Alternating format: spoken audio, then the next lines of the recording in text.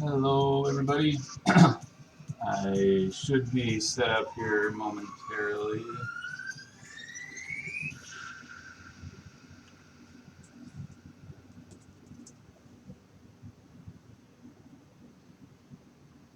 There we go. Possibly, I think, maybe.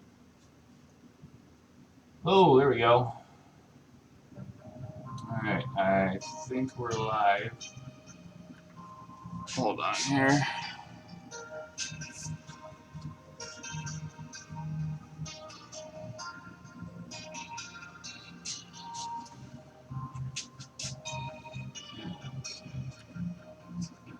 Alright. Oh! Whoever's out there, no idea how many people we've got today. Let's see if I can tell anything here. Shooter? No. Good, frozen.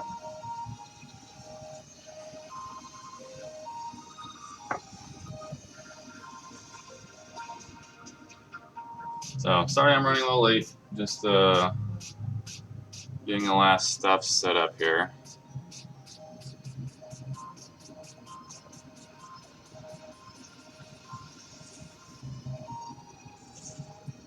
There we go.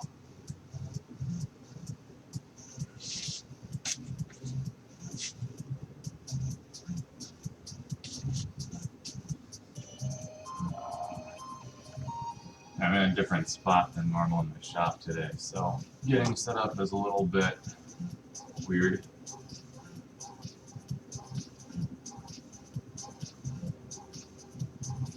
So apologies for that.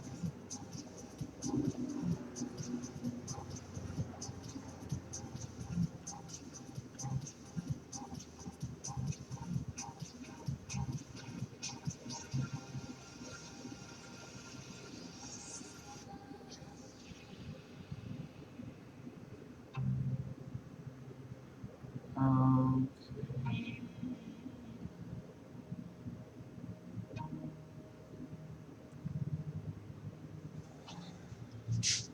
Ah, cool. All right.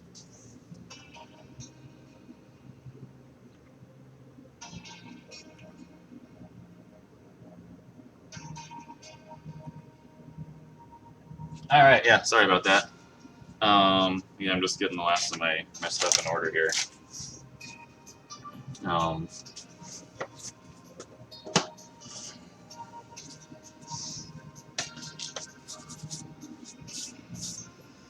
Yeah, today I'm going to be. Ooh, I should set that up. Right, obviously I'm a little scattered right now. I apologize.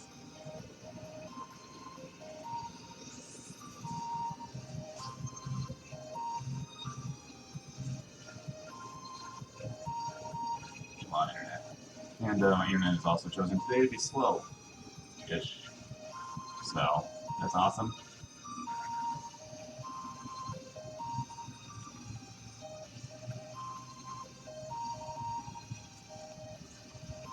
Now my computer can do it.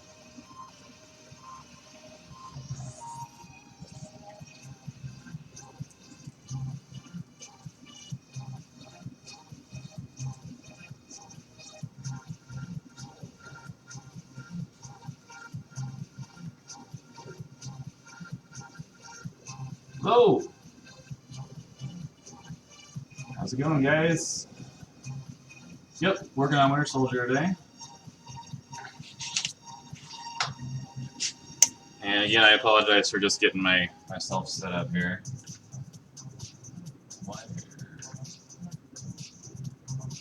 What's going on my computer right now? I don't know.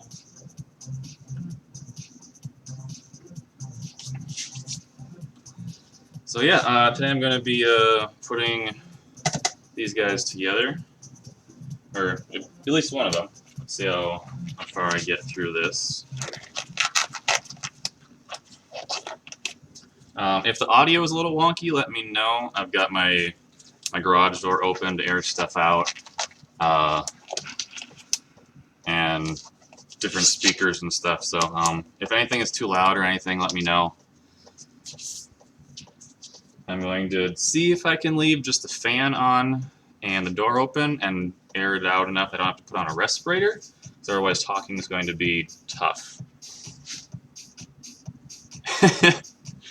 Fiberglass only really gets itchy when you sand it. I won't be doing that today because it'll have to set up and everything. So, for those of you watching right now, these are, you can actually, yeah, shows up pretty well on camera.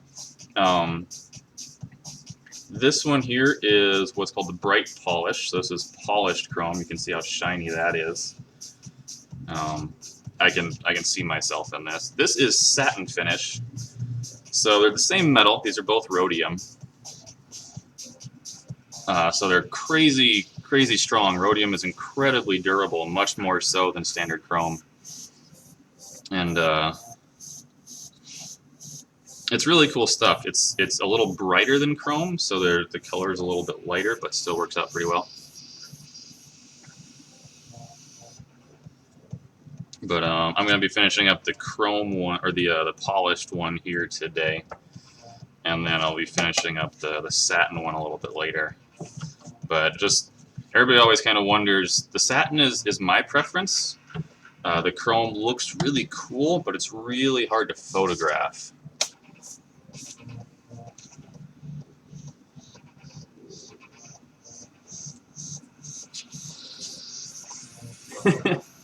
Awesome.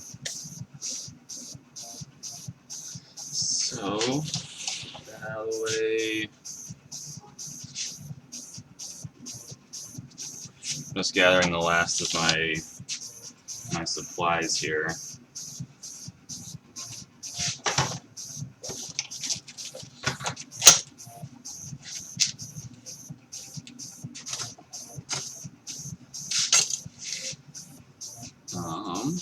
All right.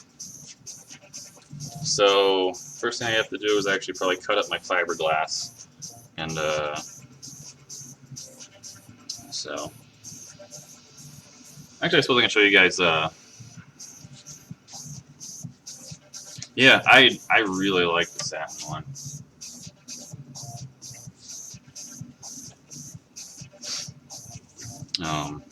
Next time I take this in, I'm going to ask him about doing it in possibly a nickel finish. Nickel, I think, is a little bit darker, possibly a little richer. But the satin is yeah, I like this a lot. And it's also much closer to the movie. If you actually watch real close in the movie, it's not bright, shiny. So I'm just going to set this guy a little bit out of the way for a little bit. So I'm going to start off with doing the flanges for this guy. So first thing I actually need to do is glue in some magnets.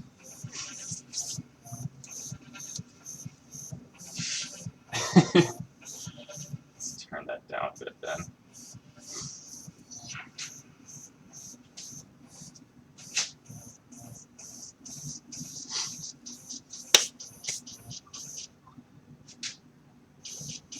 I don't know what sound is doing here today. No! It's lagging out pretty bad. Yeah. Things to work on. So I'm going to grab some magnets.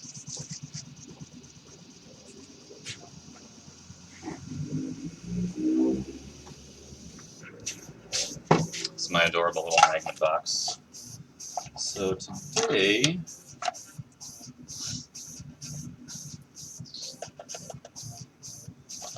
I'm going to be using these guys.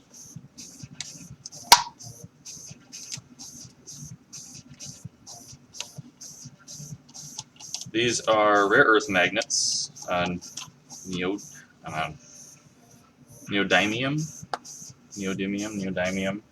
Rare earth magnets. Yeah, my camera's doing a fantastic job of focusing on things. Sorry for that. But I'm going to be using these ones. These are tiny. I'm not sure what else will show up. Each one of these is like less than a 1/16 of an inch thick. They're about the size of a pencil eraser around. For doing the arms, I really like doing when I have them I only have 2 right now, so I'm going to be using something a little different today. But when I have them, I like to use these rectangular ones. Oops. These guys, because they fit along these edges really nice. But I don't have enough, and Amazon doesn't seem to sell them anymore, and nobody local has them. So I'm going to use these guys instead. This should work just fine. I'm going to set the rest of those out of the way.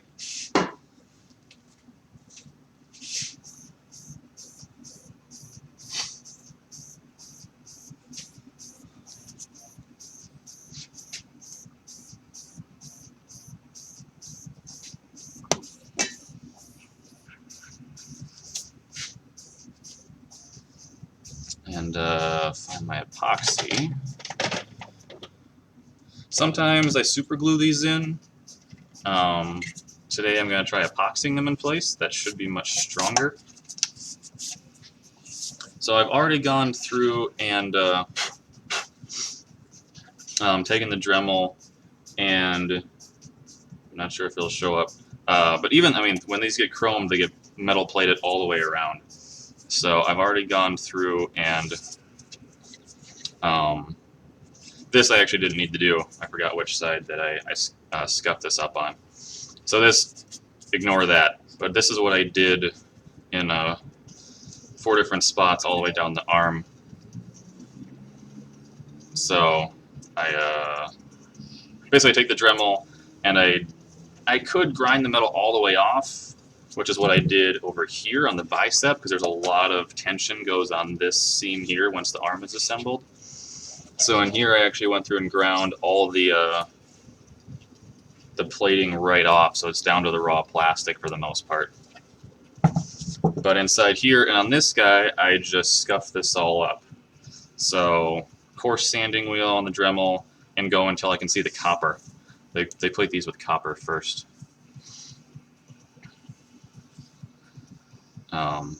So just so that there's some surface texture for the epoxy to bite into when I glue them in. I did the same thing through here, and when I put the fiberglass on, so it's got something to bite into, because otherwise it won't stick to the smooth chrome real well. There's my little mixing palette.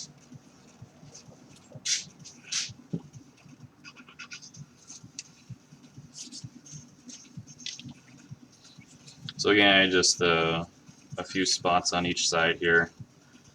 Like I did like 4. So what I'm going to do is mix up a little bit of, this is a JB Weld, it's steel reinforced epoxy.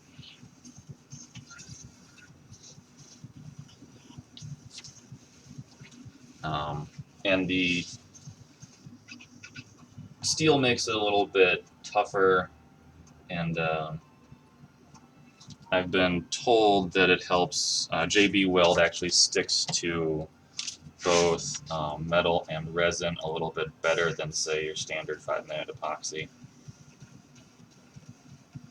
Also nice and thick, which is just convenient.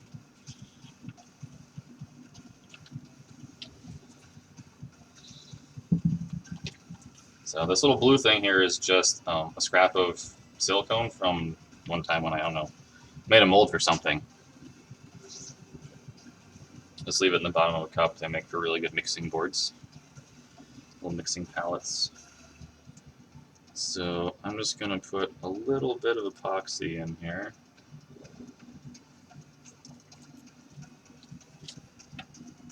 I'm going to attempt to get 2 of these guys side by side without having them stick to each other. We'll see if I can actually do 2 at once.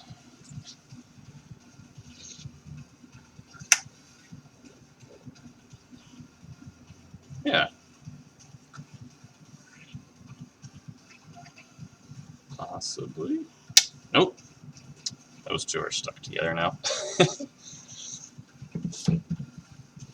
So I've got to do these one at a time, I guess.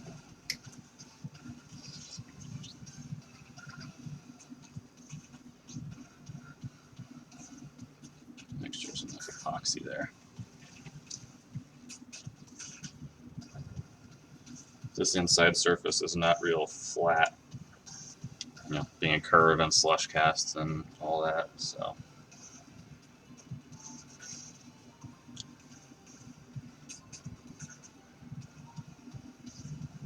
Here we go, there's one.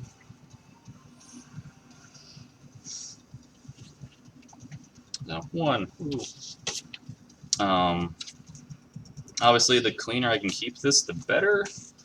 If I don't keep it real clean, that's not the end of the world, because I can clean this off again later with acetone.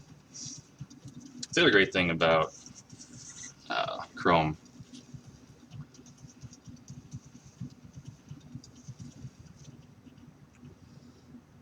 I'm going to attempt to make sure that I put all these magnets in the same way. It's not really necessary, it's more of a convenience. Also, that way when I go back, 'cause I am going to try and put a second one next to each of these, just to give there a little more surface to grab onto. Also, probably not necessary, but I like to be thorough when I can.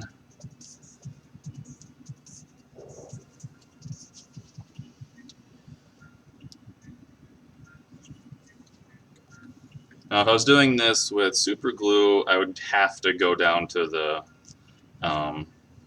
grind down all the way to the plastic, to the resin, because the super glue just won't bite into the chrome. It'll hold on to the magnets just fine, but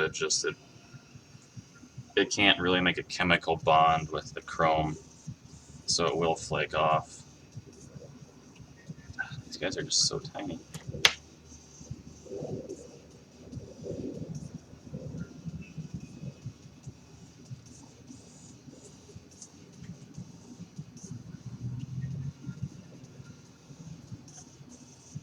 I'm trying to get these right up on the edge, because the closer to the edge they are,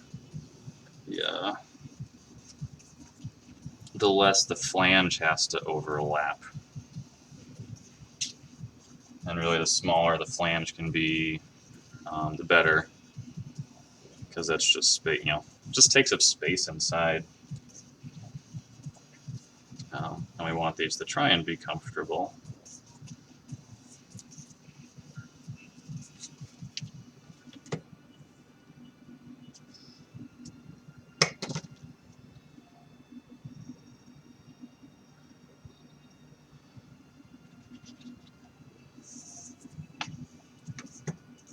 So far, so good with these guys. See if I can get all of these on here before the epoxy sets up too much.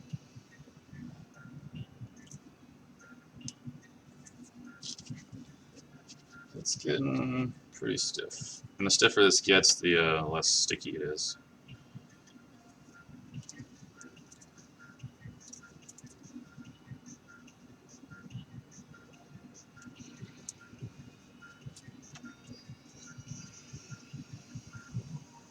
There it is.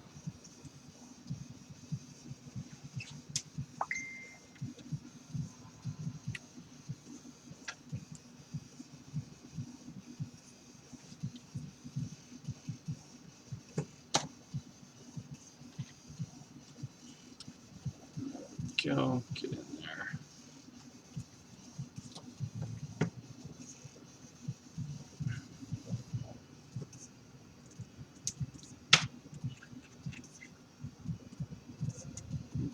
Yeah, epoxy's starting to set up a little bit, which is fine. I think it'll still bite in perfectly well.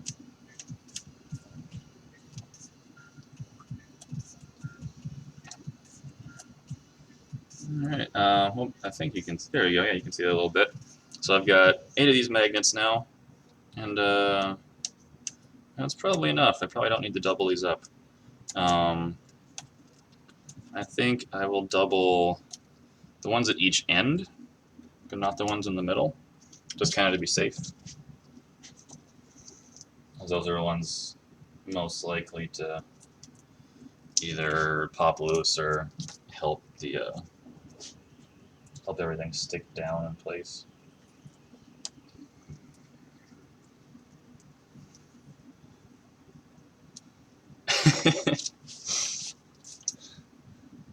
Yeah, that's that good old delay. How long's our delay today? I know the internet down here in the garage is not happy.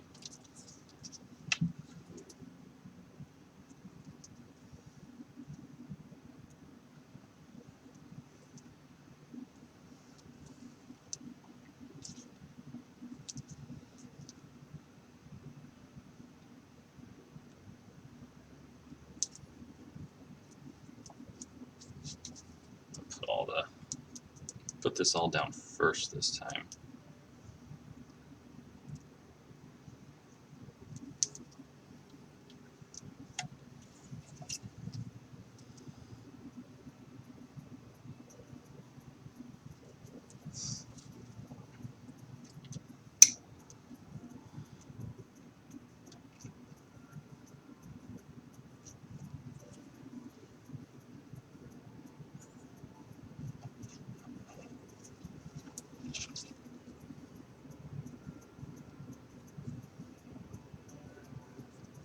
Oh, cool. Glad the delay's not too bad so far. Oh, losing magnets.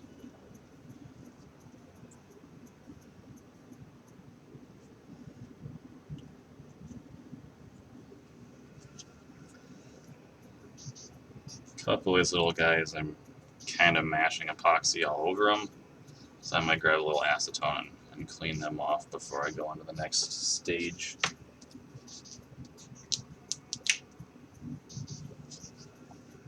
There's my last one.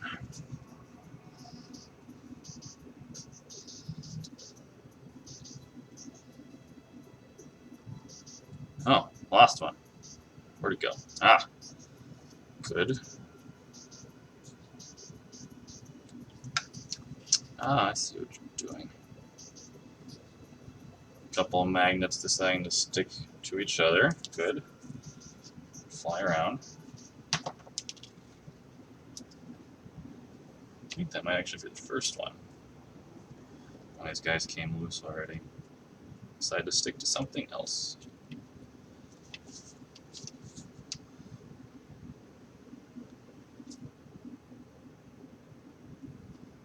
Stay right there. There we go. Alright, cool. That should be plenty of magnets to hold everything in place. Ah, these are the two that I set aside before. They just decided to grab onto something.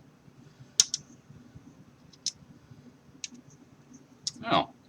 I guess rhodium is slightly magnetic. Standard chrome is not, and obviously copper isn't.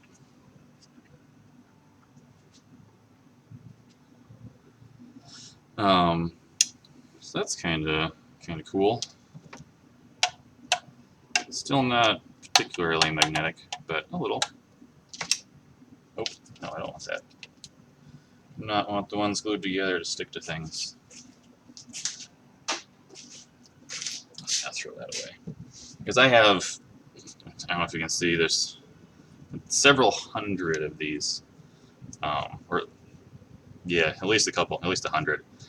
I bought these from China a while back. There's just a ton of them. They were super cheap.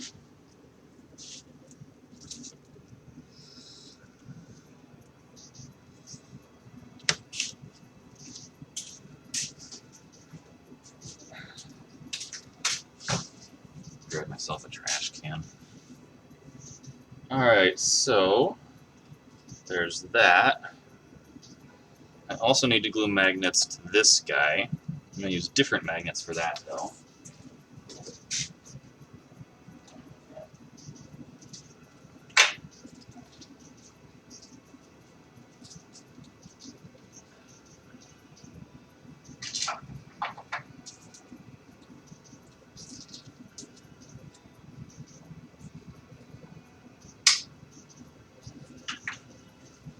I'm going to use slightly larger ones up here, because I can.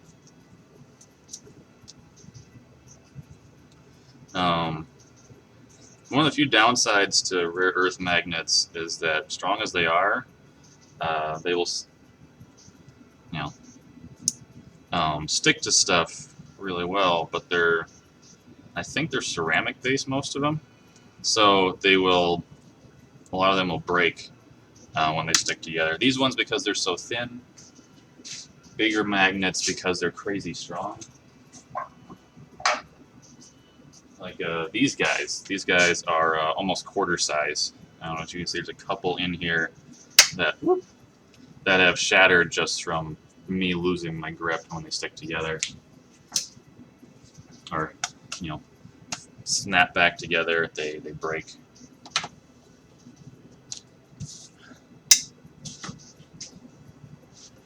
So I'm gonna mix up a little more epoxy here. I do actually. I knew there was a reason I needed to scuff these up. So I'm gonna go grab the Dremel real quick. I'm gonna spin one of these cameras around here. Head right over there.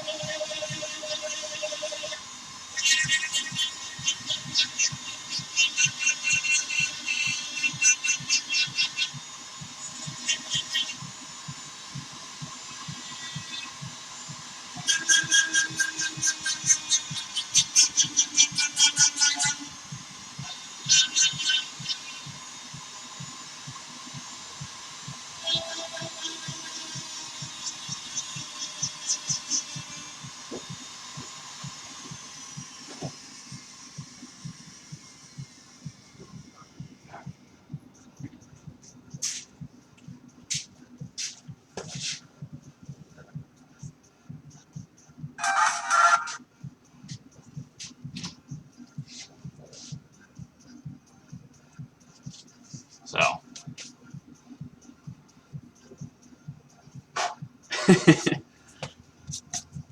there we go. So there you go. You can see a little bit. I've now scuffed up all of this. These chunks here, where you can actually see all the way through to the plastic. When they chrome these, they have to glue in support rods to dip everything. And they, since these are, we don't care about the inside so much, they just glue rods in, and the glue leaves a bit of a residue. So I just grind that back out, and then it's fine.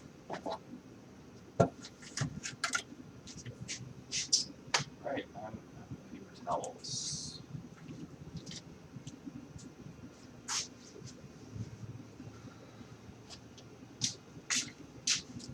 Ran out of paper towels down here yesterday, so Chipotle napkins it is. I'm just going to clean off some of this epoxy residue now before it cures all the way, because it'll come off real easy with, I'm not sure, I think you can kind of see that. So like that's epoxy, and I'm just using acetone.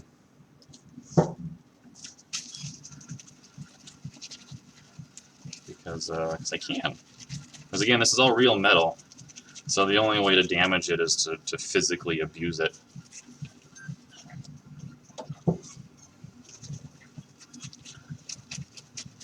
This is one of the really big perks about chrome, of any kind really, as long as it's real metal.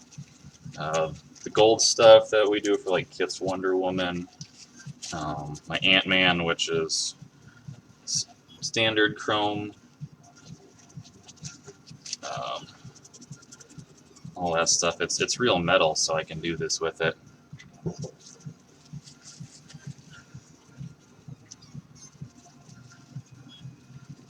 So anytime you're gluing something together, now like Ant-Man, for example, the mouth part is a separate piece, so that gets glued on afterwards, and I use JB Weld just like this. Scuff up the outside, give it all something to bite into, and then I basically let it mostly cure, and you give it its time to set up, and I don't worry about any sort of like gunk along the edges. And I just come back with acetone after it's done and clean it off then, so I don't have to worry about bumping anything or moving it.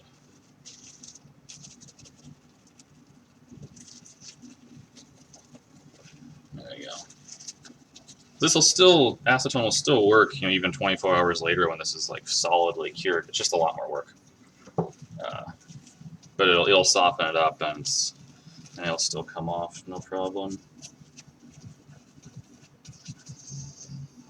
So I'm gonna clean up these magnets that I saw earlier a little bit that kind of got some epoxy on top of them, because I want the next magnets I put on here to fit nice and flush. Also, because of how I do this, I don't want to accidentally glue the next magnets to these.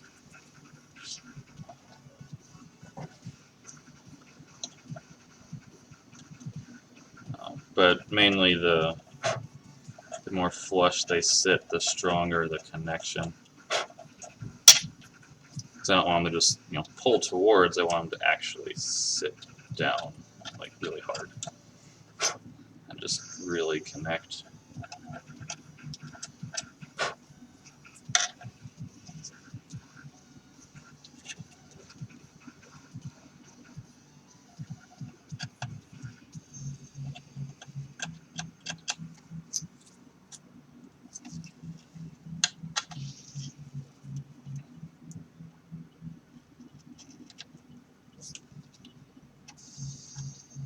There we go, that's a little better. Sorry. Challenges of keeping things on camera and also where I can see. I know I've said this before, but my habit is to just like pull things in like right here, right up against my chest, which is not a good habit anyway, for numerous reasons.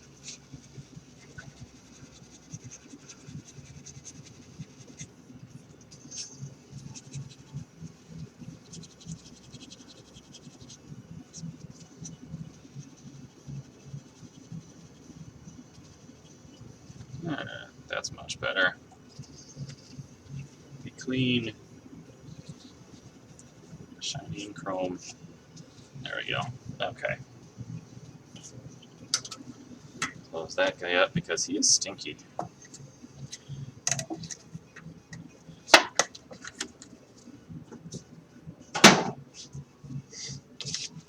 Alrighty. This is why silicone pads are really nice. All this stuff just peels right off. That's what I use for Bondo work too, is a couple of these guys.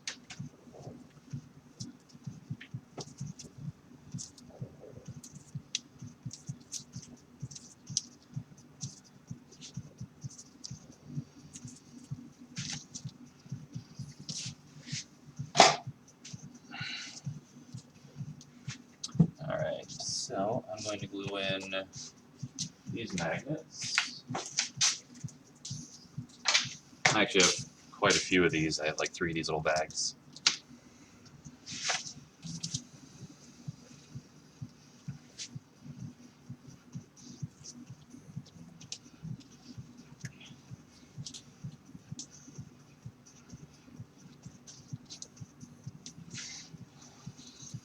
Treat this stuff like toothpaste.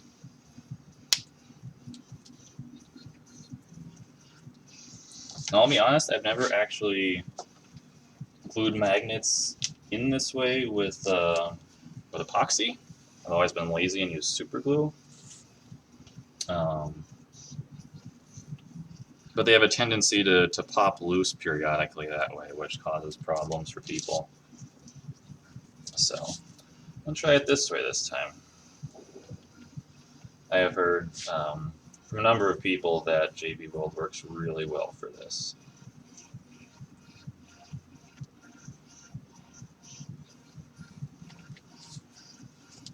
And really, if they don't come loose, then I will save all that time, on the back end.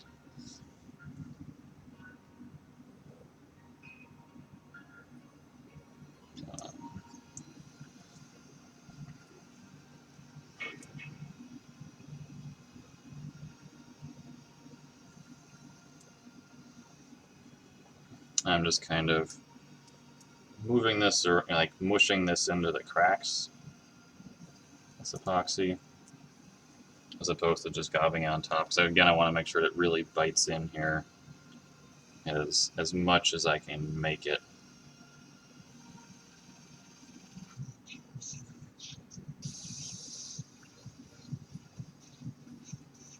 Right? Hold on. Maybe doing this backwards again.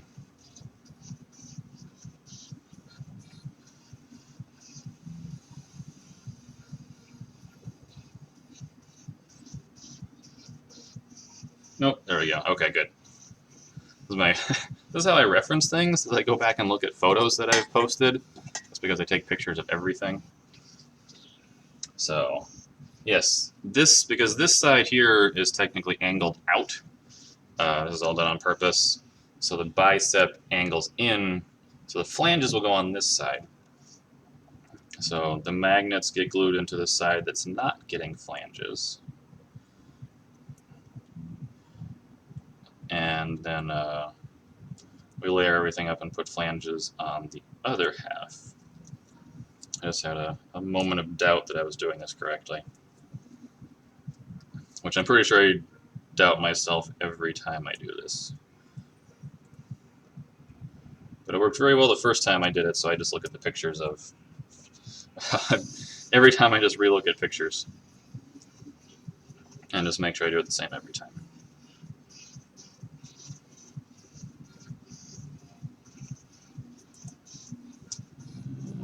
There-ish.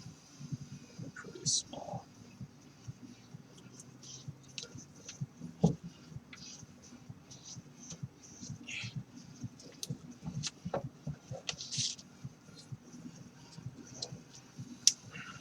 Oh, pinching my gloves.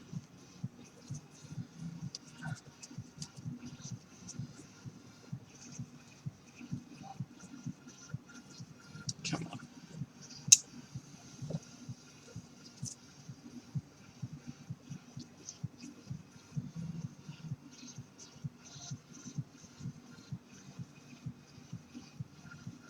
Again, I want these to be as flush to my arm as possible. My arm being this arm, not my arm.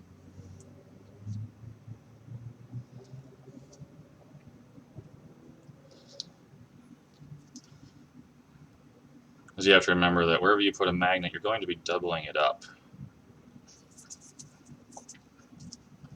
Which is why I really like these really skinny ones.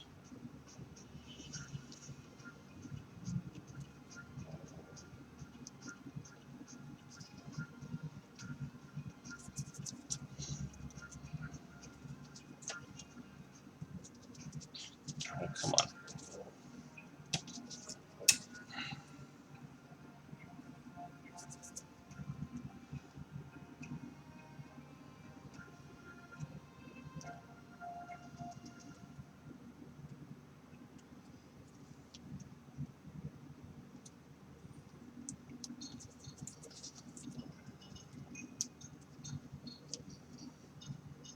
You'll notice I don't put anything in the elbow. I've learned that that doesn't actually work very well.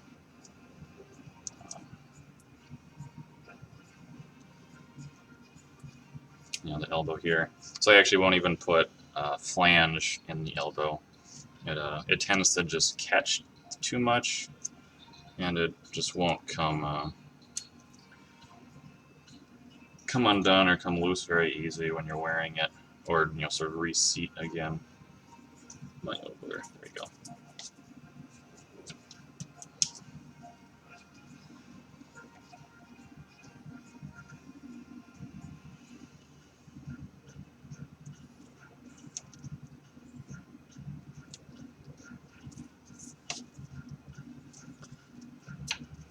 Ow!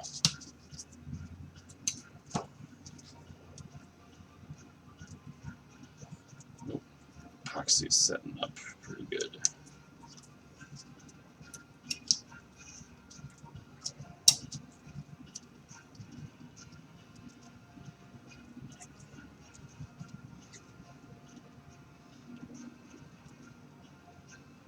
This is the other reason to use something like a filled epoxy like JB Weld. It's for all these little angles that aren't. There's something solid behind here. There's a bunch of solid glue on each of these weird little bevels and stuff now, which is going to be helpful later. It'll help them sit in place more strongly.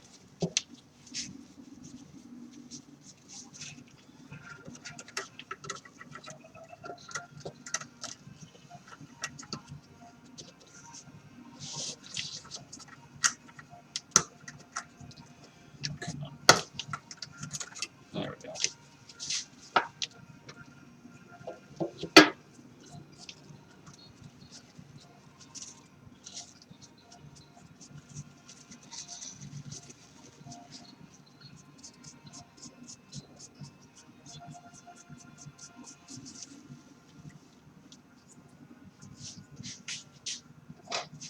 Doing the same thing here I did with the smaller ones of just making sure this top is flat.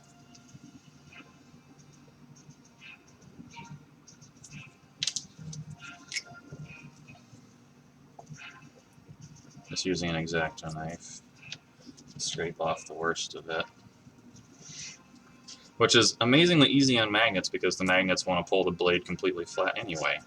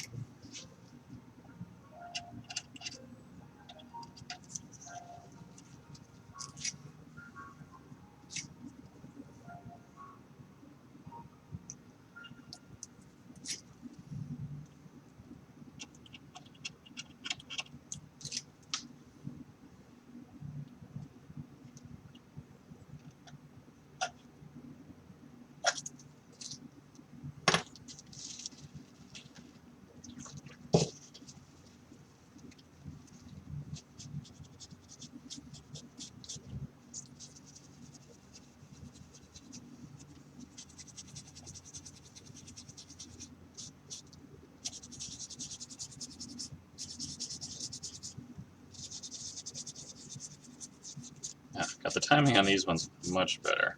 Cleaning off a lot easier.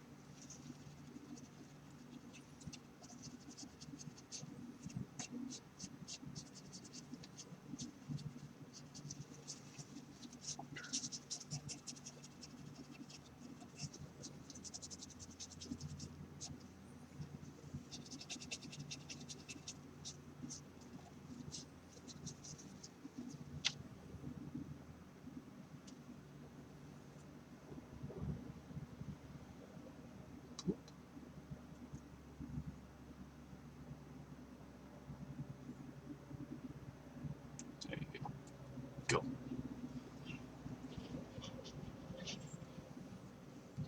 There we go.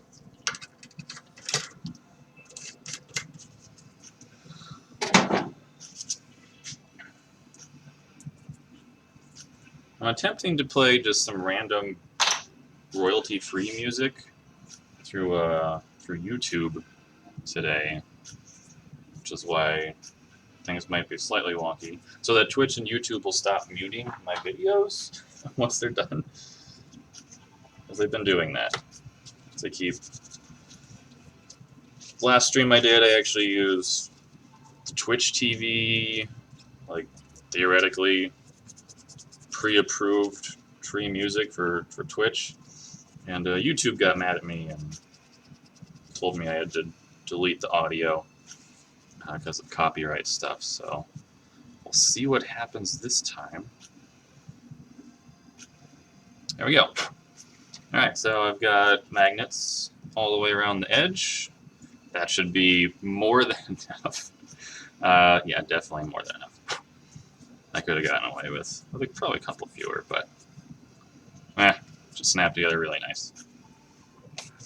The way this will work is with those magnets there, I'll give this a little while to set up. Then what I will do is I will wax this whole surface, put the second magnet down, just right over the wax, line everything up, and then fiberglass into it. Tape it all together, fiberglass into it, and then once the fiberglass sets and I pull it apart, I will have a flange on here with magnets embedded in it that exactly matches this one.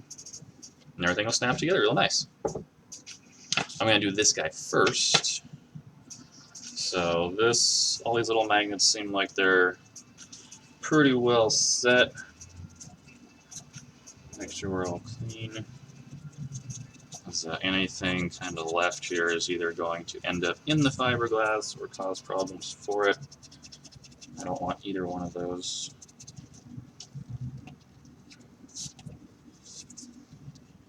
So, alright.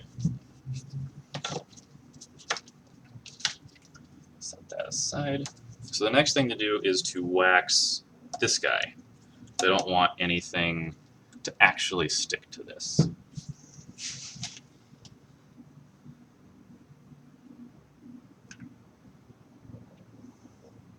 Whoa.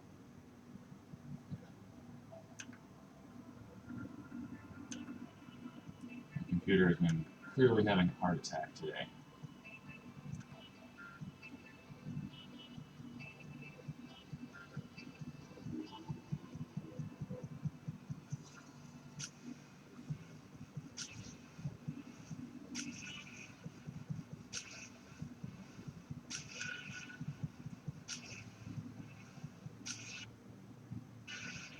Alright. So, actually, I want to make sure that this stuff's got a couple minutes to set up before I seal it up with wax. Putting wax on it shouldn't matter because, you know, it's epoxy, and epoxy is a chemical reaction, not one requiring air. So it should be alright, but just to be extra safe, I'm not going to add anything on top. So, anybody have any questions so far? Once I start doing fiberglass in probably the next 20 minutes or so, I'm probably going to put on a respirator because it's really stinky. And then I will be, I'll try and keep talking, but I'm going to sound like a horrible robot. So it might not be easy to understand me. So I'm just going to set all this stuff out of the way for a second. And cut up some fiberglass. This is fiberglass cloth. Cloth as opposed to matte. Matte is the this stuff,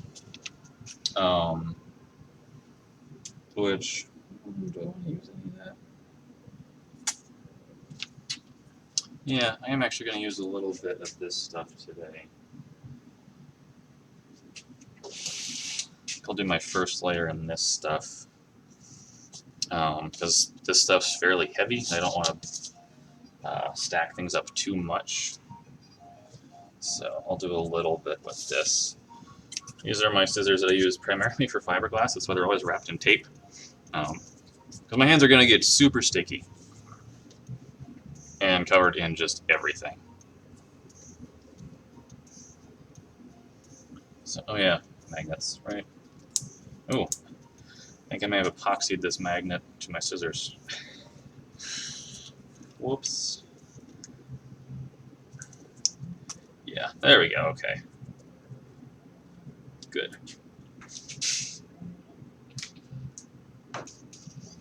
Damn. So don't plan to do this with nice scissors if you have any. I mean, you can cut fiberglass with whatever you want, but once you get started, don't plan on them staying nice if you're going to keep using them. I tend to do a very bad job at preemptively cutting everything ahead of time, so I'm constantly end up cutting stuff as I go, and I will, I end up making a huge mess. I don't change my gloves all the time.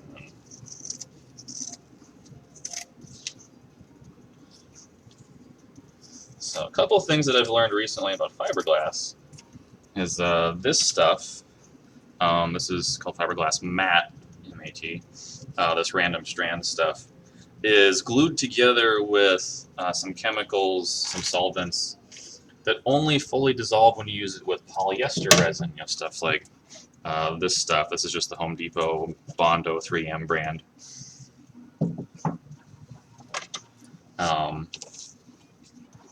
So this stuff won't fully break apart if you're using epoxy, which means that it doesn't truly saturate, which can be a problem. Not a real problem, but it affects the stability. So I'm just going to chop these into smaller pieces for the most part. For this guy, I'm going to want something that's basically the whole thing.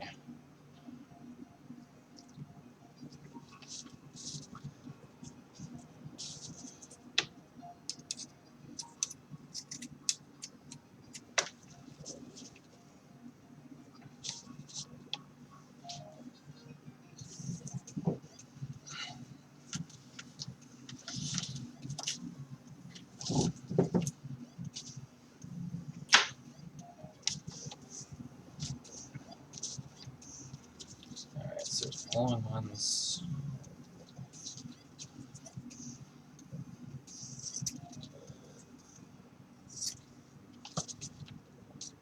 I'm not really sure what I'm going to want here in terms of sizes, because I'm going around a circle and everything is curved and wonky.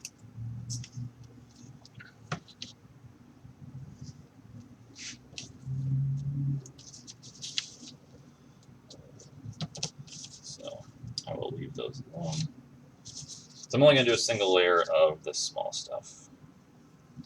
Good.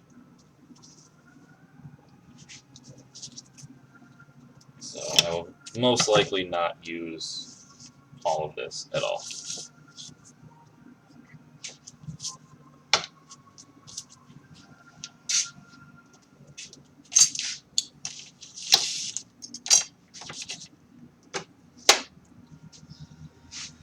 Alright, so wax.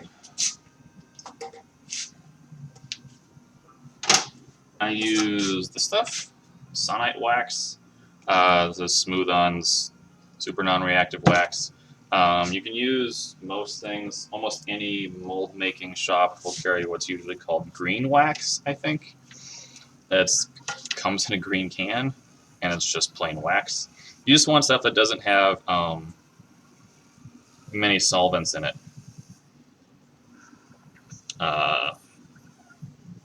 What is this? Yeah, it's only like 3 ingredients. A lot of floor wax will work, but you just want to make sure that whatever you're using doesn't have a lot of other crap in it, basically. So, because otherwise it can interfere with the curing on things. So, I've had this jar for 4 years. You don't need a lot. So, I mean, it's pretty cheap at Smooth-On. You can buy the other cheaper stuff other places, but again, I use so little of it that really hardly matters. So what I'm going to do now is literally just brush a decently heavy layer of wax over everything inside here. Not everything, but everywhere I expect to get fiberglass resin. So I'll go over the edges too, especially the magnets. So I want to make sure that I really get it around the magnets, because the polyester will stick to the chrome pretty well, especially anywhere that I've ground it down so it's got something to bite into. But if you really force it, you can pop it loose. But this is one of the key things of how this works. And all of this will also come out with alcohol or acetone, should you want to. It's just wax, so it will dry, and when it dries, it will dry clear. So it really won't matter once all this is done. I will clean all this out. I'll give it a, when I'm all done, I'll probably give it a good scrub with alcohol. But that's not really necessary. So I'm not sure how well that you can see that, but I basically, if we're looking at the inside, I brushed a layer up to about here. And to be really thorough about this, I will put a layer down, and then I will give it a minute or two to dry, and then I'll do it again, just to make sure I didn't miss anything. As again, anything I screw up here, the resin could stick to. And then these could end up as one piece and not two, which is exactly what I don't want. I want everything to be two parts when this is all done.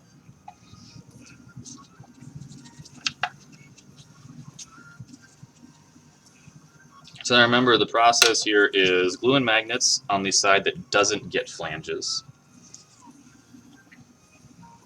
Seal everything up with wax. People have asked me if you can use other releases like Vaseline, and I believe, yes, Vaseline would probably work. Wax is petroleum-based as well. But because the Vaseline never really dries or gets hard, it's possible to push it around, have it end up in your resin. And polyester resin is pretty chemically caustic stuff, so I always worry about anything soft like Vaseline or even some like spray releases basically melting or dissolving under polyester resin. Again, this stuff standard fiberglass resin is polyester based. Just like body filler or Bondo is also a polyester polystyrene base, which is why you can mix them together. Whereas epoxy is epoxy. It's a totally different chemical.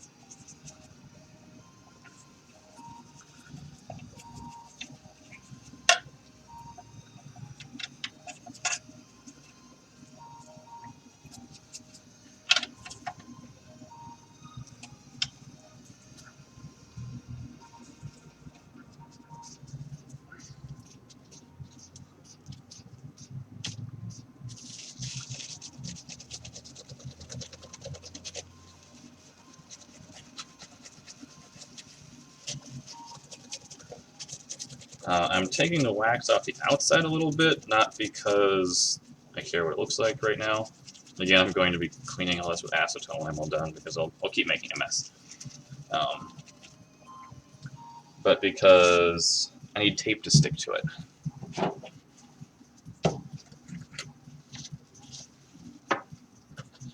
For reasons you will see momentarily. So, and tape does not stick to wax very well. And if it's fully dry, I suppose it probably would, but I can just take it off, so why bother?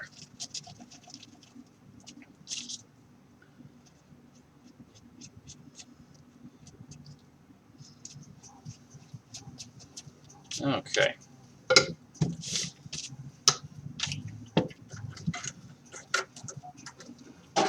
You might notice I don't ever actually stamp this back down real hard. I just kind of squish it in place so I can pop it open by hand again. The wax never really dries out. You don't have to like vacuum seal it or anything.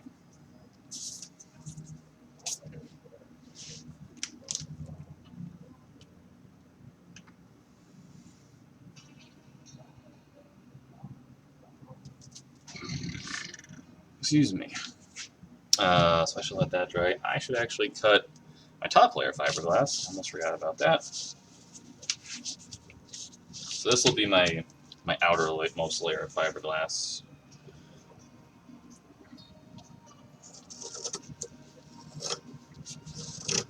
I'm going to cut all this wider than I actually want it, because it's going to be much easier to sand this down later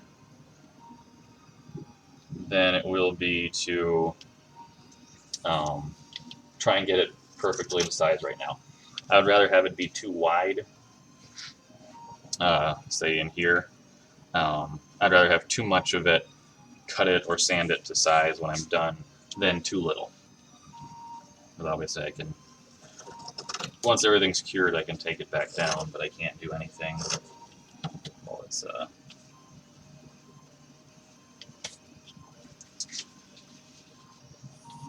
just got a chunk of wax in there. And that won't work. Sorry. What was I saying? Right. I can cut this down when it's done, everything's cured and hard. I could add more too, but that would be a pain. So it just makes the most sense to attempt to get close, but leave a little extra.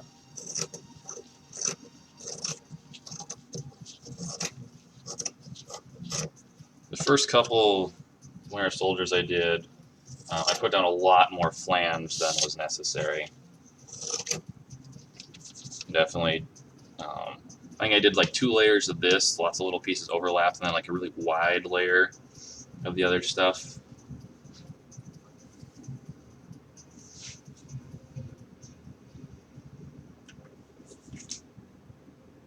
Still,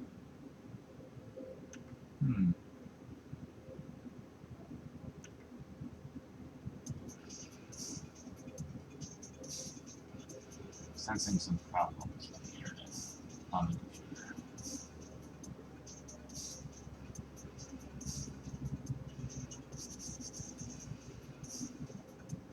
Sorry, just checking on the stream to see if it's still showing up. Well, on my computer it's simply paused. There's no way out. Somebody out there listening, just give me a response if this is still streaming and still good, because I can't really tell at the moment.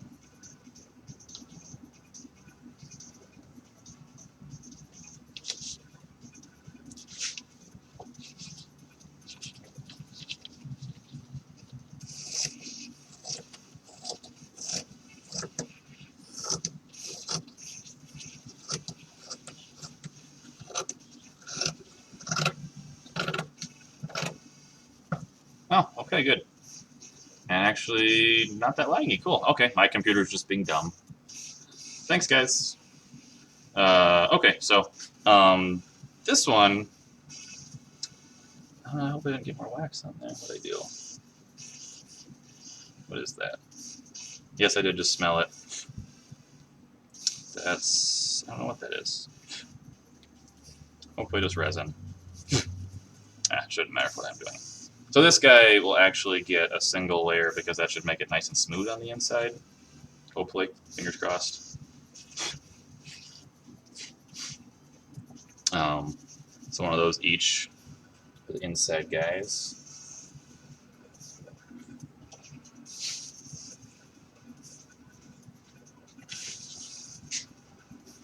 So I've got a number of small ones. Cut some more here.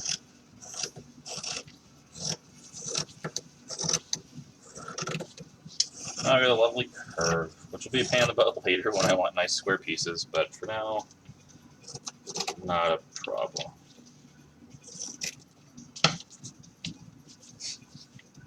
Okay.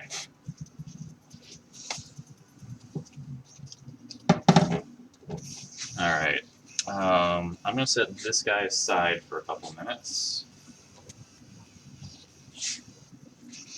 Same with this guy. Oh, he's enough out of the way.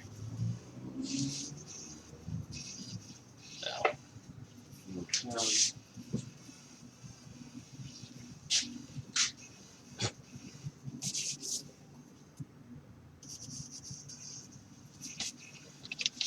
Alright. Okay, so I should have what I need, I think. Fingers crossed, again. And, so this guy is all thoroughly waxed, so totally released.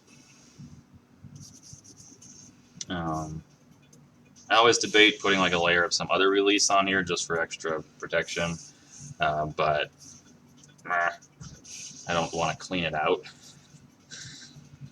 Wax cleans out pretty easy, and again, if it doesn't, it just polishes up and looks like the outside, so whatever.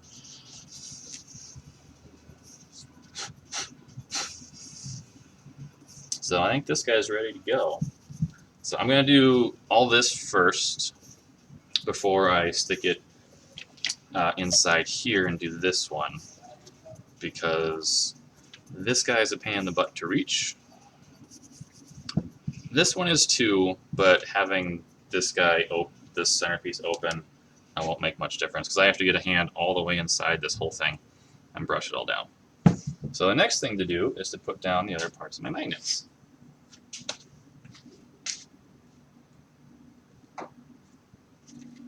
So what did I do with my little guys?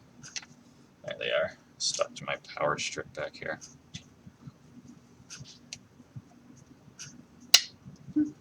Alright. So now all I'm going to do is drop a corresponding magnet on top of everything that I already glued down. If we'll stop being little butts and let go.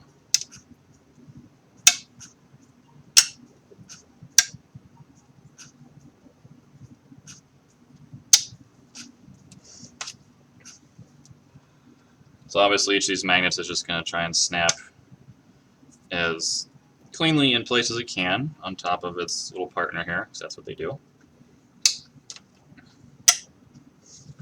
And when I lay the fiberglass and resin over the top of this, the polyester resin is sticky enough that it will actually grab each of these magnets and hold on to it.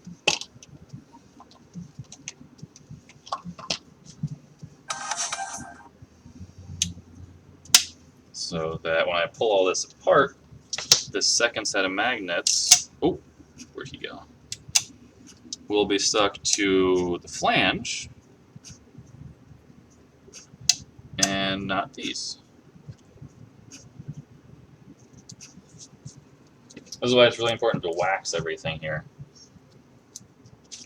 so that these magnets will come loose from the wax, but not from the polyester. And I've got some strands of fiberglass inside there, which I obviously don't want. So I don't want them to get stuck underneath. So there we go. I've got magnets, a second set of magnets in all those. Don't have to worry about these yet. I have to be kind of careful here that I don't overlap this corner. I suppose I could put those in there just in case I get anything on them.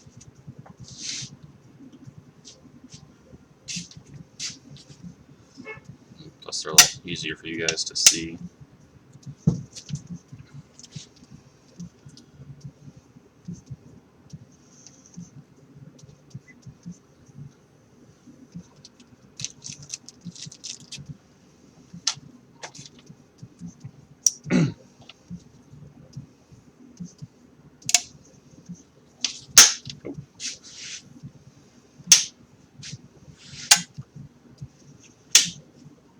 actually pretty convenient.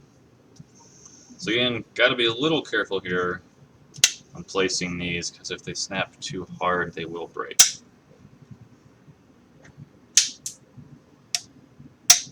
Alright, now I guess I put that one in backwards. So there, now everybody has a buddy. Cool.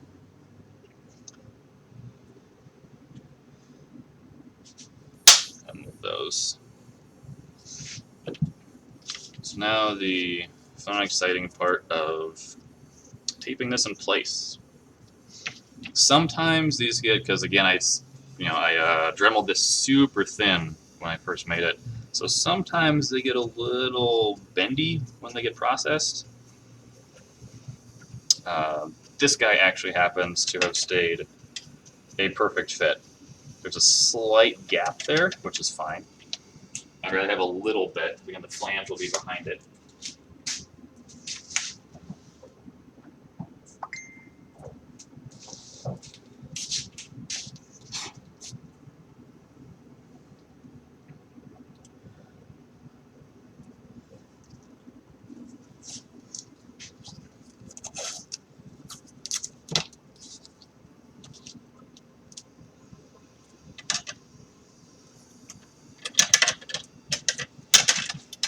This part gets a little challenging.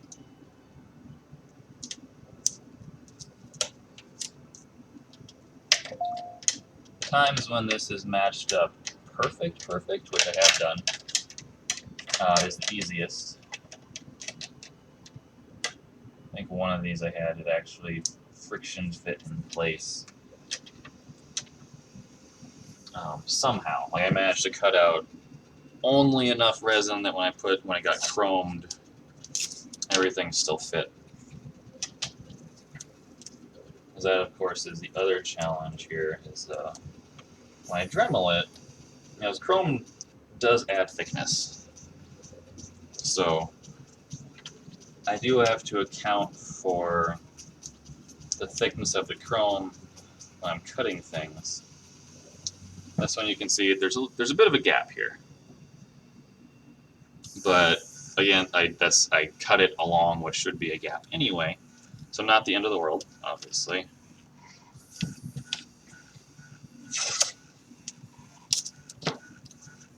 Well, I mean, obviously, but it's not the end of the world because there is a seam line there anyway.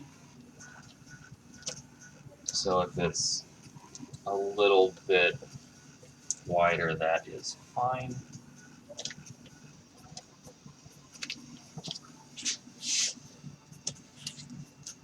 And I'm using blue tape as opposed to the regular white masking tape because this stuff will stick to the polyester. The white tape being stickier will actually, the glue used on masking tape will totally bond to polyester, and I'll end up with not just glue residue on top of my finished piece, but actual tape glued in place, which I don't want.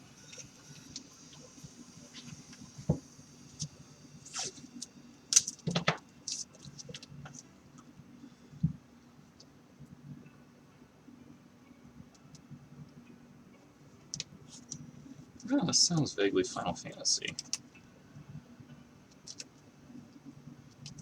It's totally Final Fantasy VII.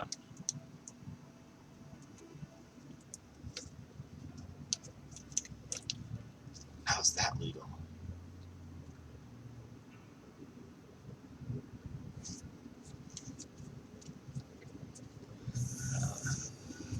There we go. Because again, I don't want flange across that very top part anyway, so I can do that.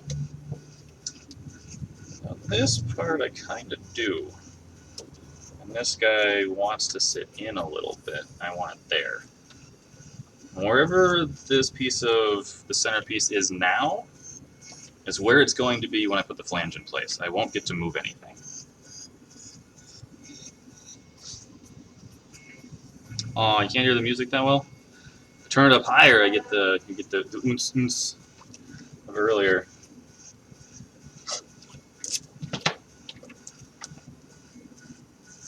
Let's see if I can cheat this and get enough in here.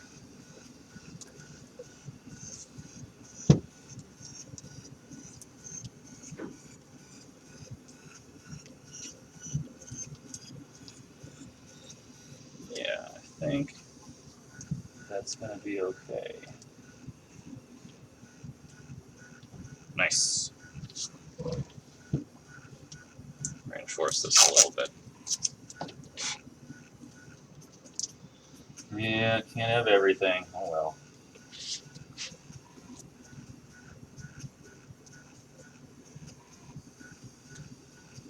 Oh, I just give up and try this with regular masking tape. I need this to stick.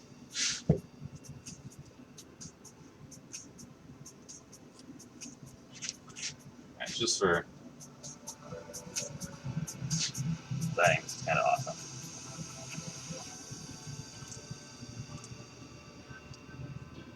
It's totally Final Fantasy VII flashback music.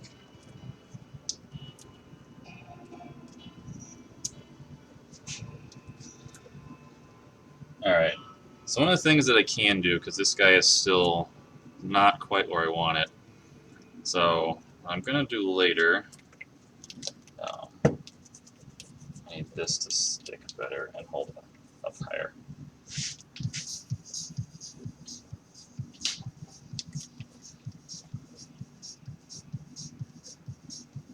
I would much prefer to use regular masking tape for most of this, because it's stickier, but again it causes me problems later. So one of the things I can do at this end piece, which I seem to remember to do, is once I get all of the resin and fiberglass laid in there, I can come back and I can take a clamp and just kind of squish that end while it's still curing, and that should be enough to move it where I want it. And then when it's actually cured, when the fiberglass and everything is actually hard, then it'll stay where it was when it got hard. So that ought to do it.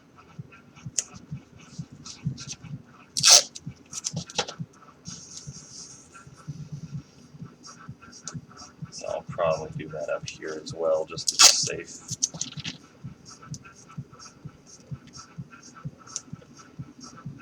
This end is holding in place much better.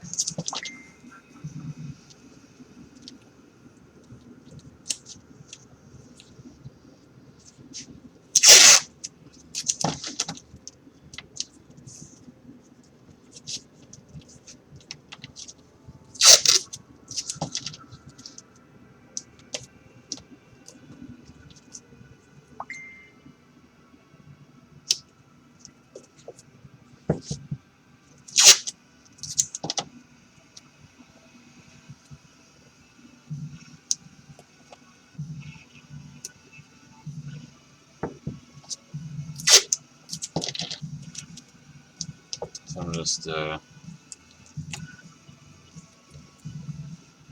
trying to pull this nice and snug in the places where I want it to be. Fortunately, both of these arms that I made are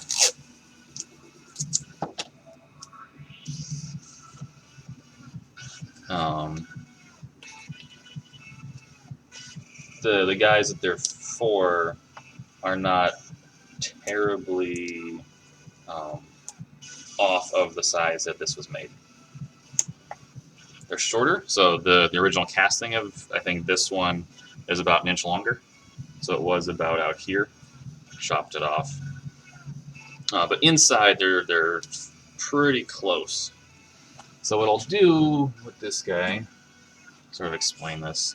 Once I've got resin in here everywhere, I will do that and just clamp it in place, and that'll hold it nice and flush. Yeah, like that. So I think I'm actually going to take this tape out of here so I can go right to the edge, because I got my magnets right at the edge there, and that'll be okay. Well, later, weirdo. We'll see you next time. Thanks for hanging around.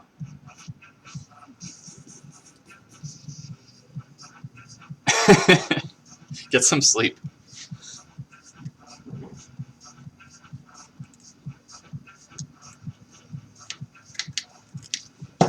So I'm gonna leave these guys out so I don't forget.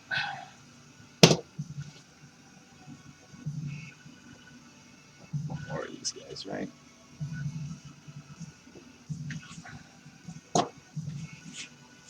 Just so I don't forget to use those. Okay. So I should be all set here.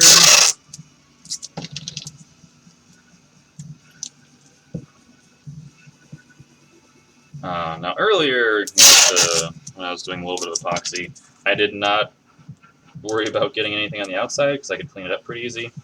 I'm going to make a mess of this, like a mess.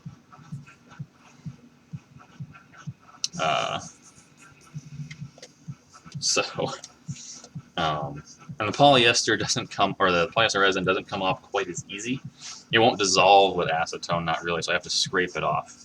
So I'm actually, I think, going to grab a little bit of plastic and wrap this up. So I'm just going to manhandle it and get stuff all over everything.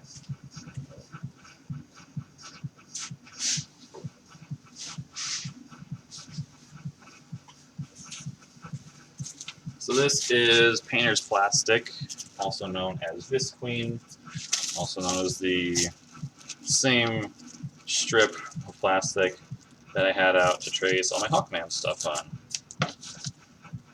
This is why it's cut to this size already. Slice that with a knife.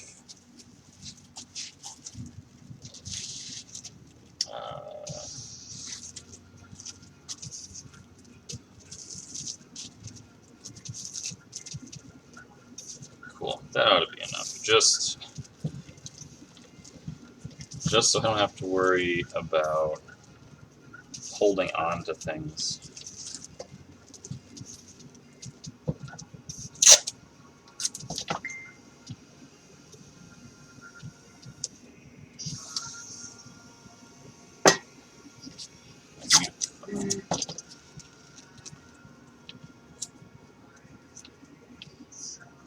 Because I'm about to stick my hands inside this with lots of resin everywhere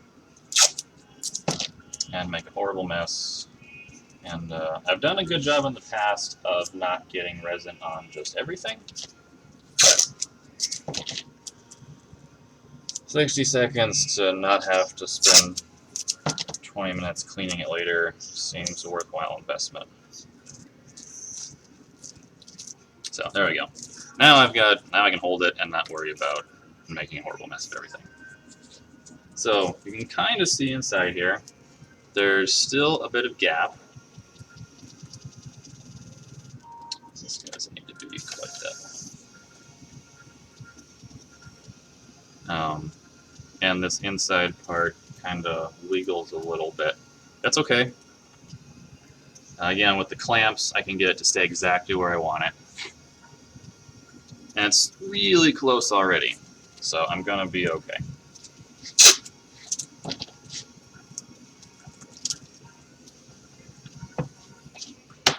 Alright, should be done with tape, plastic. It's been a long time since I did fiberglass without a respirator on, so I'm going to get the respirator ready.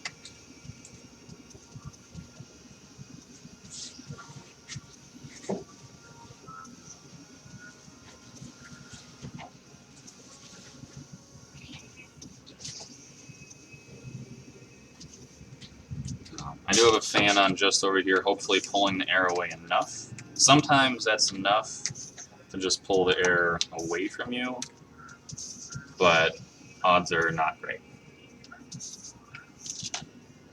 So I'm going to try it first and see if there's enough air moving. I might be alright. Otherwise, respirator's going to go on. Then we'll get to see how well I come up over the speaker with the respirator on.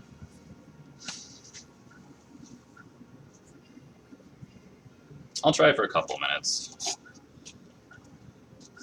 So again, I'm using lovely, cheapest you can get polyester resin. Oh, it's actually not glued down today. I have a pipe wrench that gets used almost exclusively for opening metal cans like this.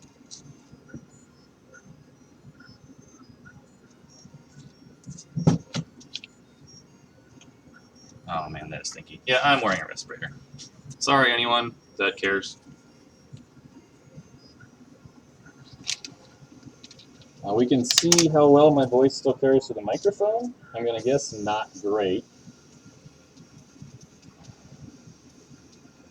But if it's good enough, that would be awesome.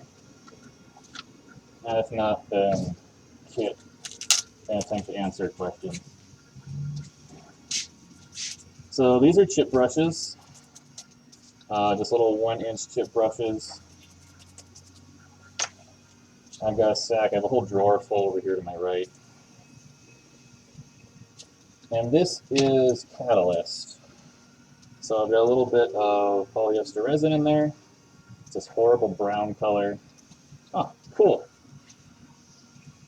I debated doing this with epoxy because it's stickier, it comes out a nice color, it doesn't smell, but it's really expensive. Or it's not really expensive, but much more expensive. And it takes 8 hours to cure. This should be done in about half an hour because of how I do it. So this stuff is supposed to be like 4 drops per X many ounces. I don't know how that works out, and it's also really slow. So I do that. Basically enough to coat the top of the cup. That's a lot. So I've probably got what the temperature is today, which is low 80s. In a glob like this in the cup, I've probably got, I would guess, less than 5 or 10 minutes before it turns into Jello. So all I'm going to do is brush a layer of resin over everything, making sure I get my centerpiece here, the one that needs to hold the flanges really solid. I could probably, if I wanted to be like extra nice about this, set up, make a gel coat. But I don't need to. There's no real reason to. I just need to make sure that I get enough of this around the magnets to completely entrap them, like no air, no little gaps. They can be a little annoying right now because they keep wanting to grab the metal part of the brush.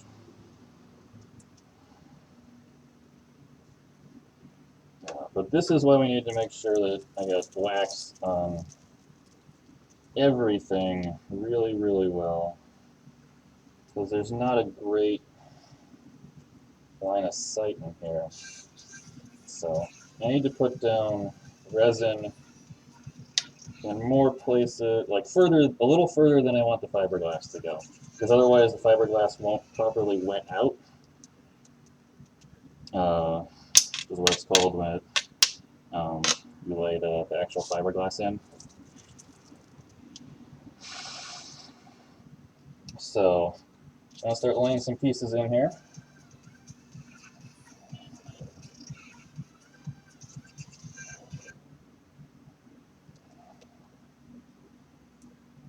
And this is where it can start to get real messy real fast. It's like this guy this curves, so it's one of the few perks to fiberglass matte. So I'm just going solidly over the edge here. I think you can kind of see that. So the seam is like right there in the middle. And this stuff, with this particular stuff, the matte, I'm not actually going to, I don't want to go as far to the edge as I actually want the final piece to be.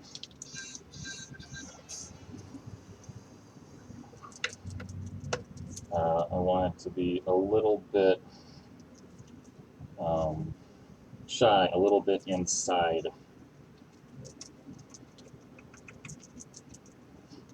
So this is the real challenging part of doing this, is trying to get the fiberglass to lay, to properly wet out and lay where you want it when you can't. Because normally what you do is you stab into it with a brush, like sideways, or straight, perpendicular. I can't do that for some obvious reasons.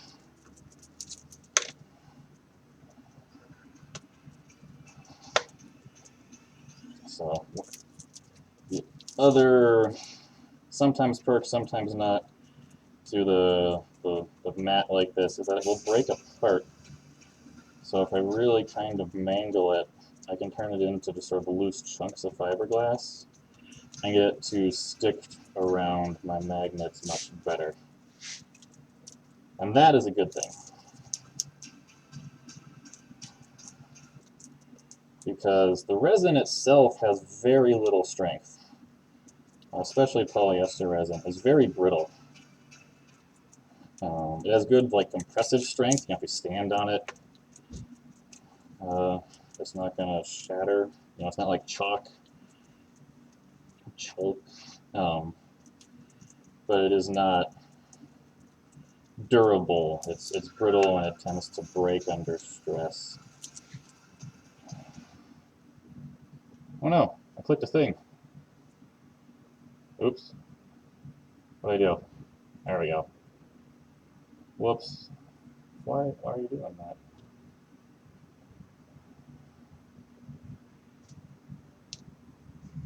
Excuse me.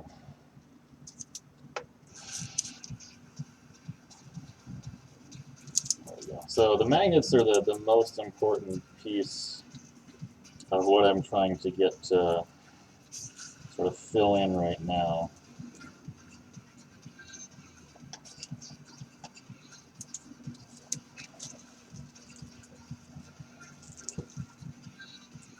And this is why I wrap my scissors in tape every time I fiberglass, because I end up grabbing my fiberglassy gooey hands and grabbing them.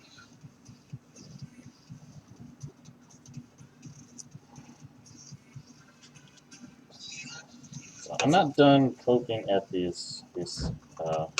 poking at the fiberglass flange stuff around the magnets, like even remotely yet.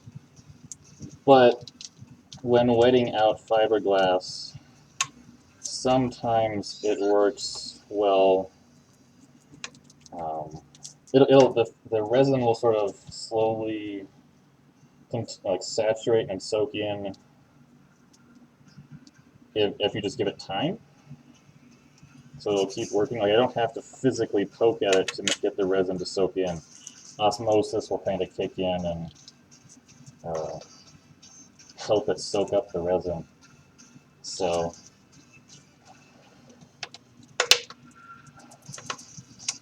I don't have to sit there and work at one spot. So right now I'm laying down this half, and now I've got some resin on everything.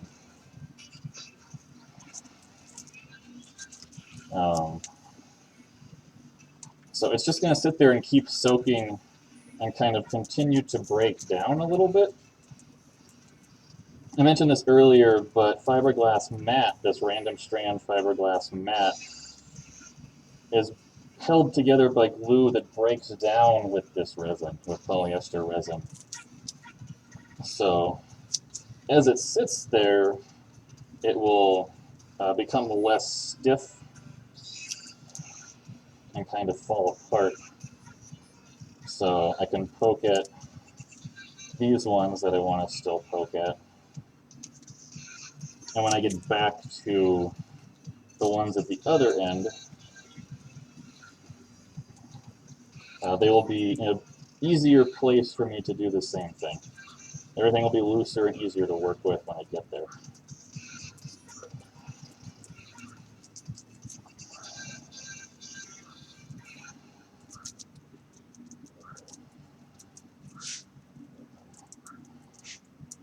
I'm not sure how well you can see this because of angles and things, but possibly the most frustrating thing to working inside these guys is the weird angle I have to poke at everything.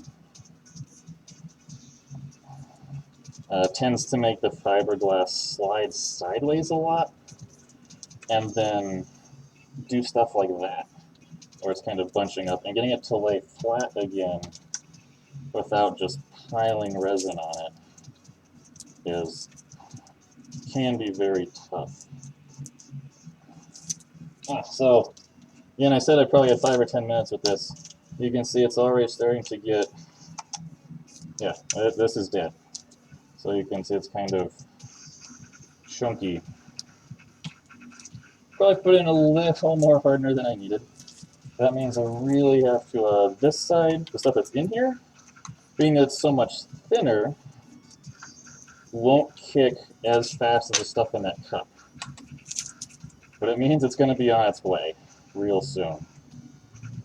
So I got to get this stuff to lay where I want it real fast. Otherwise, it's going to just stay wherever it is.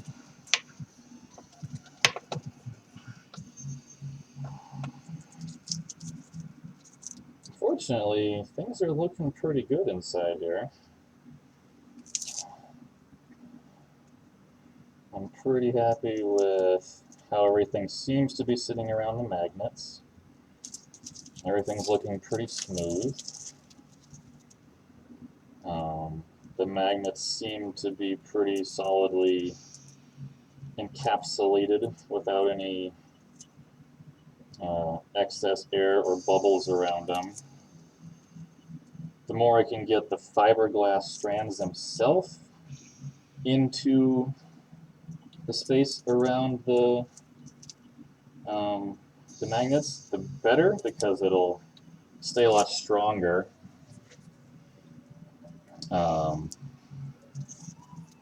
Again, the resin is the sticky part, but it will work a lot better overall if there's actual strands of fiberglass in those spaces around the magnets. Because the resin itself is so brittle that if the magnets decide to try and come loose, or basically if something decides to be a butt, it will, or it can ship off much easier with nothing there to reinforce it. So I'm going to attempt to drop this guy inside. Let's see if I can do this all in one go. Oops. Good. I made this 20 long. Again, much easier to have it be longer than shorter. Generally bigger than necessary. Cool. Alright, this guy's landing real nice. So this inside should be really nice and smooth. And I'm putting this in now before I mix with the next little bit of resin, because I want it in here. It's when fiberglass is in this nice sticky but not yet stiff stage, it's really easy to put the next layer down, because now it'll just stay there. And as the fiberglass below it starts to cure, or continues to cure,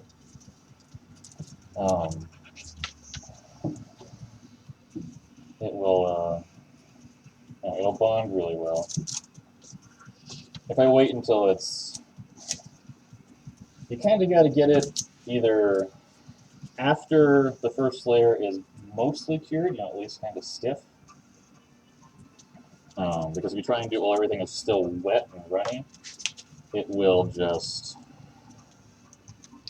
you'll just keep mushing everything around and it'll be just a general pain to deal with. But if you wait until it's too cured, then, this brush is also dead. That's why you keep a stack of these. But if you wait until it's too cured, it won't physically or chemically bond the same way.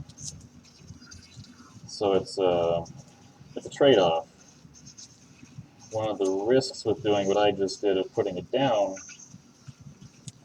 is that part of having it not chemically bond properly.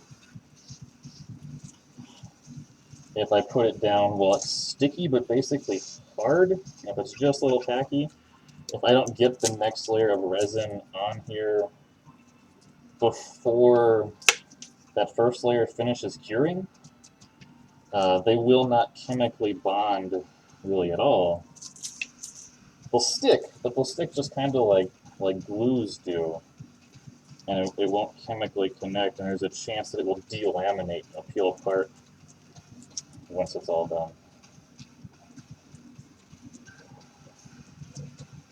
I have had that happen on a couple of things. Not for quite a while, but so.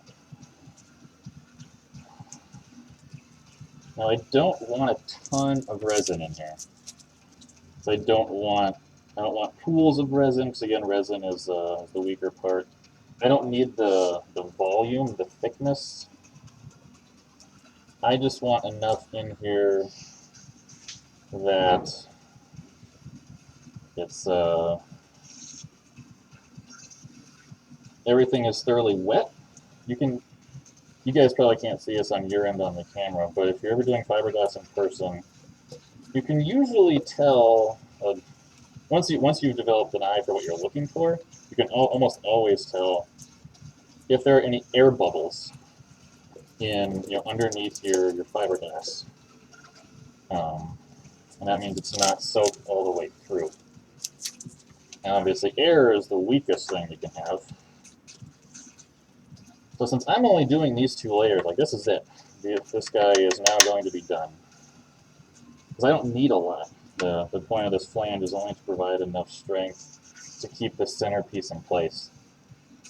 And 2 layers will do it. If this were a mold, or anything really structural, you would want at least 3, probably 4 layers. Frank Ippolito, who I've been working with a lot lately, and taught me his way of doing molding does everything 4 layers. It's always 4 layers. And that's enough to hold most anything. So that looks pretty good. So it's nice and smooth on the inside. This one shouldn't take hardly any sort of finishing work.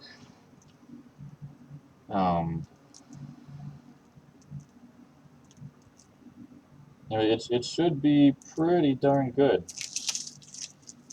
Now before this sets all the way up, I'm going to do a couple of things.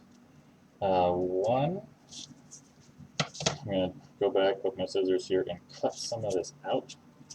So again, this is going to be a separate flange and they can't overlap. And since I don't want to wait until this is cured before doing the next one, I'm an impatient person that way. I'm just going to chop that out on both sides. This is why I paper my table. Put all this nice masking paper down.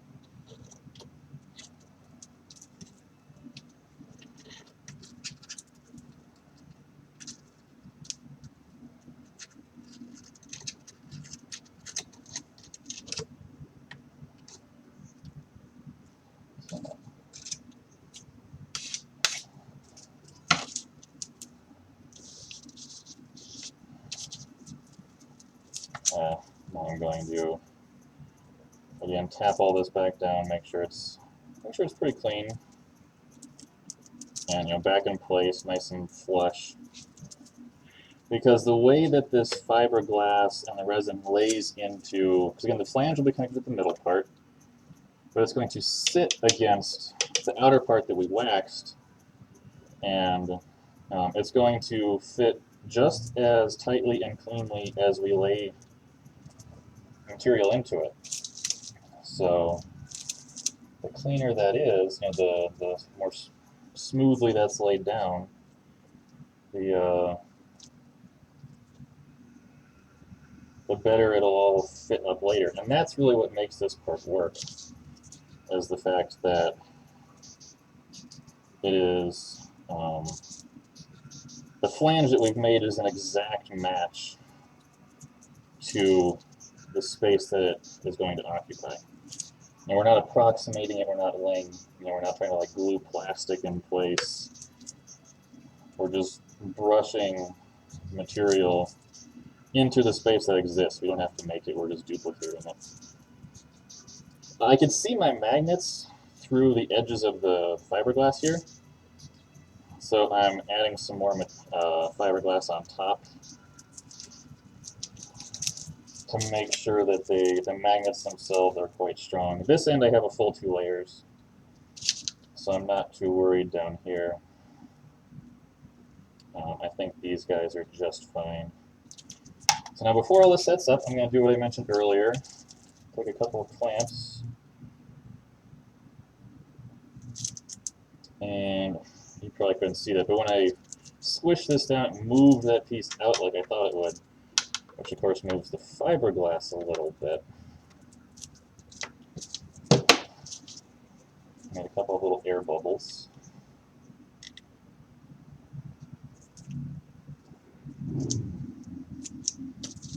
So I have to tap it back down again, make sure everything keeps laying where I want it. So far so good.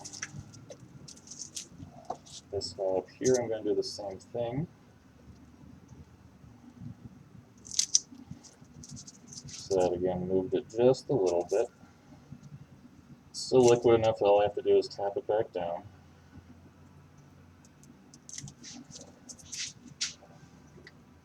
Maybe one more.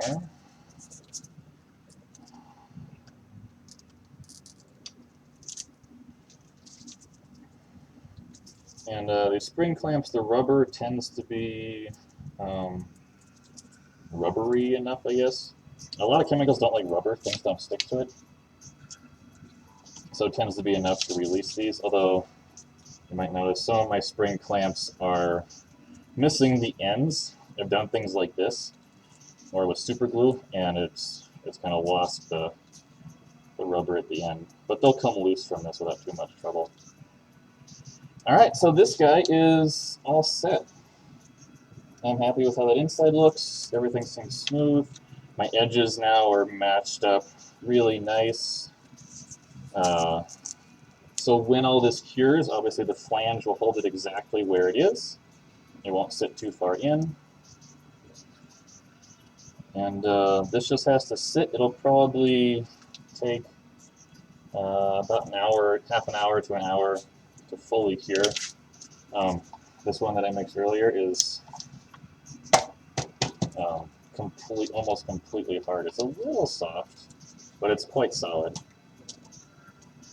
So this guy is done right now. This one's all good to go.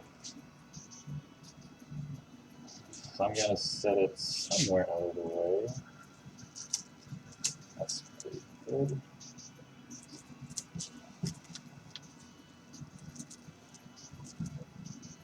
There we go. I don't want to rest it on the clamps.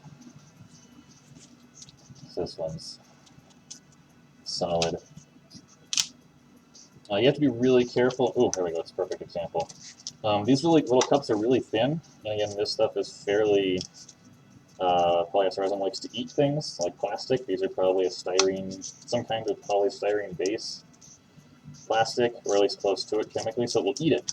Like this one is actually started to soak through the edges, so the cup is no longer flat.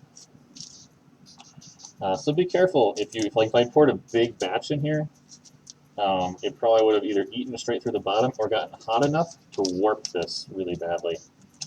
This is pretty hot.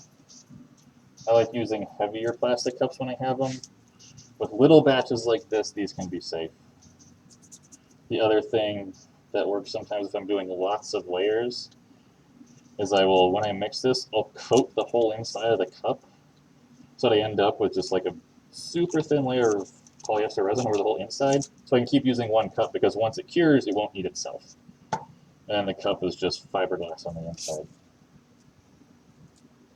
Still a little stinky. Now, the only downside to having to do the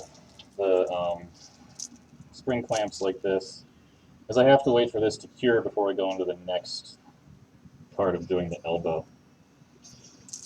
Because obviously I have to tape the whole thing together. So that's going to sit.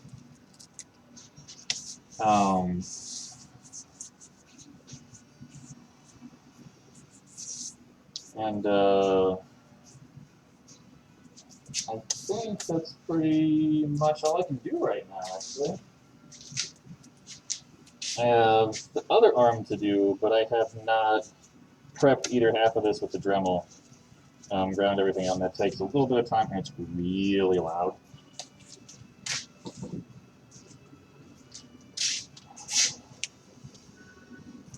Not too bad right now.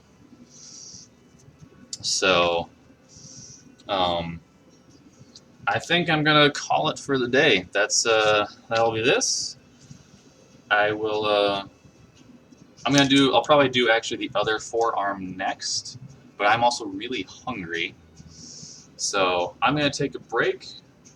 I'll probably actually come back and stream the next one at like 7 o'clock, 7:30. So if you guys want to come back and check in again, watch me do the other one. If you came in late and want to see how the first half went, you can absolutely hop in and see that.